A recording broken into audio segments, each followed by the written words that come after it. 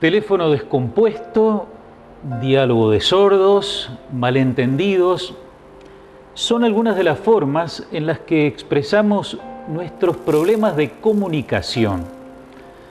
Estas dificultades contrastan con todas las posibilidades que hoy nos brinda la tecnología para comunicarnos, aún con quienes están a miles de kilómetros.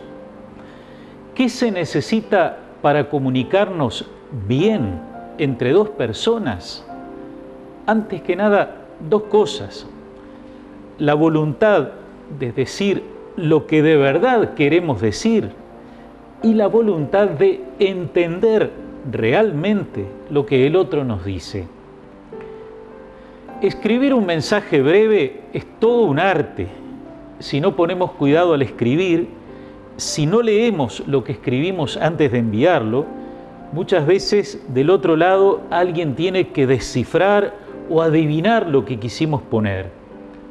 Por otra parte, quien lee tiene que tomarse el tiempo necesario, que no necesita ser mucho, para leer con cuidado todo lo que está escrito. Si no, tenemos intercambios como este. Te paso a buscar a las 3. Respuesta: bárbaro, ¿a qué hora pasás? Bueno, chistes aparte, cuando lo escrito toca nuestros sentimientos, caben muchas interpretaciones.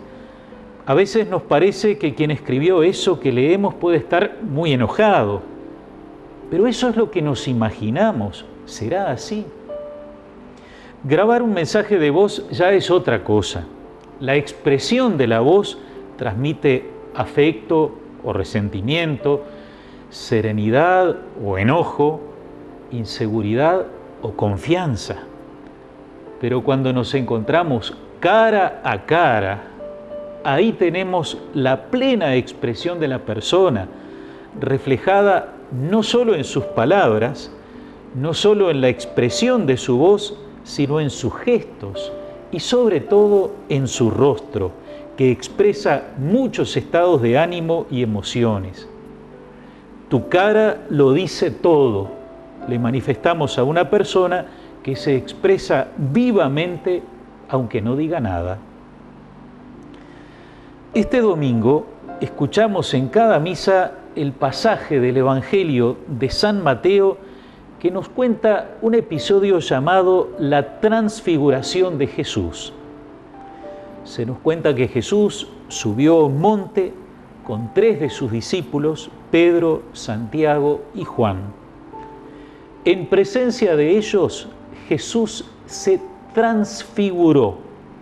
Sus vestiduras se volvieron blancas como la luz, pero además su rostro resplandecía como el sol. ¿Qué es lo que está expresando ese rostro resplandeciente de Jesús? Aquí podríamos decir, su cara lo dice todo.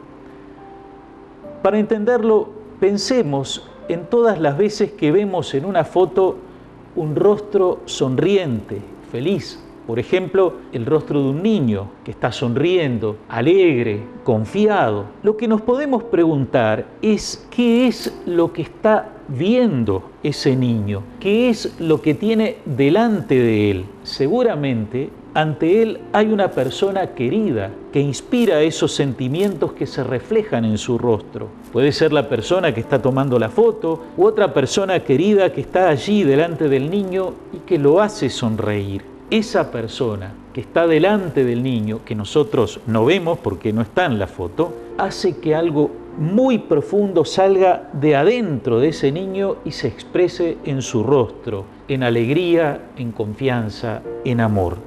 Así también tenemos que imaginarnos lo que está delante del rostro resplandeciente de Jesús en esta escena del Evangelio. Delante de Jesús está el rostro de su Padre, el rostro del Padre Dios. Jesús contempla el resplandor de la gloria del Padre y su propio rostro resplandece. Pero ese resplandor no es un reflejo, como la luna refleja la luz del sol, como lo sintetiza el Papa Benedicto XVI en su libro Jesús de Nazaret. Jesús resplandece desde el interior, no solo recibe la luz, sino que Él mismo es luz de luz. Veamos rápidamente algunos detalles de este pasaje del Evangelio. La subida a un monte es una forma simbólica de ascensión espiritual, de subir al encuentro con Dios. Ese es el sentido de la peregrinación al Cerro del Verdún, que hacen tantos uruguayos, y de nuestra propia peregrinación a la cruz del Cerro Largo, que haremos el domingo 2 de abril. Los tres discípulos, Pedro, Santiago y Juan, son de los primeros llamados, muy cercanos a Jesús. Son los mismos que después lo acompañarán más de cerca en el huerto de Getsemaní, pero se dormirán sin poder velar con Él en la noche en que fue entregado.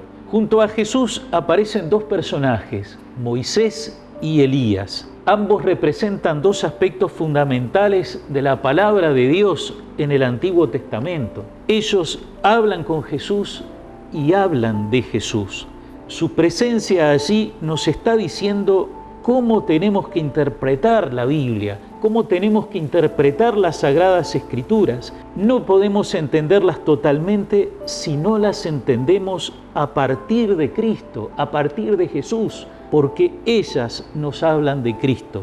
A la vez, leyendo la Biblia de esa forma, conoceremos más profundamente a Jesucristo, porque, como decía San Jerónimo, un gran estudioso de la Biblia, ignorar las Escrituras es ignorar a Cristo.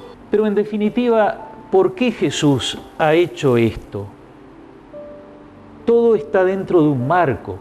El camino de Jesús va hacia la pasión y la cruz. Jesús les ha dicho a sus discípulos: el Hijo del Hombre va a ser entregado a los sumos sacerdotes y a los escribas. Lo condenarán a muerte y lo entregarán a los gentiles, y se burlarán de él, lo escupirán, lo azotarán y lo matarán, y a los 3 días resucitará.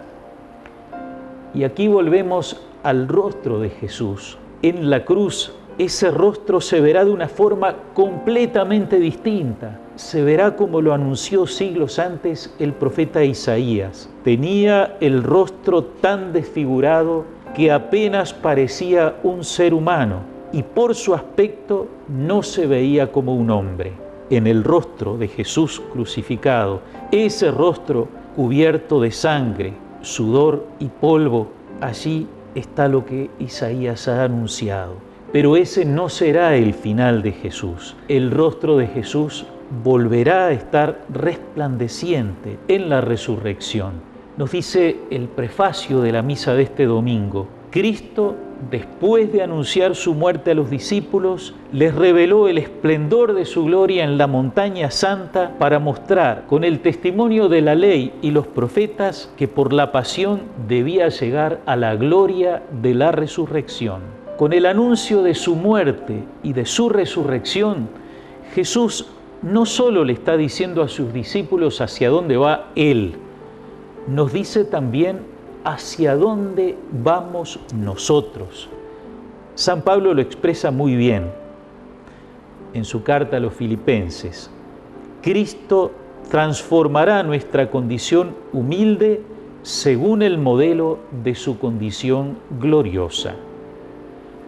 La gloria resplandeciente del cuerpo de Jesús es la misma que Él quiere compartir con todos los bautizados en su muerte y resurrección. Ese es el destino que Dios prepara a la humanidad y hacia allí nos conduce Jesús. Por eso, la palabra final con la que nos podemos quedar hoy es la voz del Padre, hablando allí para Jesús, pero especialmente para los 3 discípulos que están con Él, Pedro, Santiago y Juan. El Padre dice: este es mi Hijo muy amado, en quien tengo puesto mi complacencia. Escúchenlo, escúchenlo. Escuchemos a Jesús. Este es mi Hijo, mi amado, escúchenlo. Este es mi Hijo, mi amado, escúchenlo. Me despido dándoles titulares de 3 acontecimientos que viviremos próximamente en Melo. Ordenación sacerdotal de Fray Adeildo dos Santos, el 25 de marzo en la catedral. La visita de una reliquia de Juan Pablo II, el lunes 27 de marzo, también en la catedral. Y la peregrinación a la Cruz del Cerro Largo, a la que ya aludimos, el domingo 2 de abril. Muchas gracias por su atención. Que tengan un próximo feliz domingo.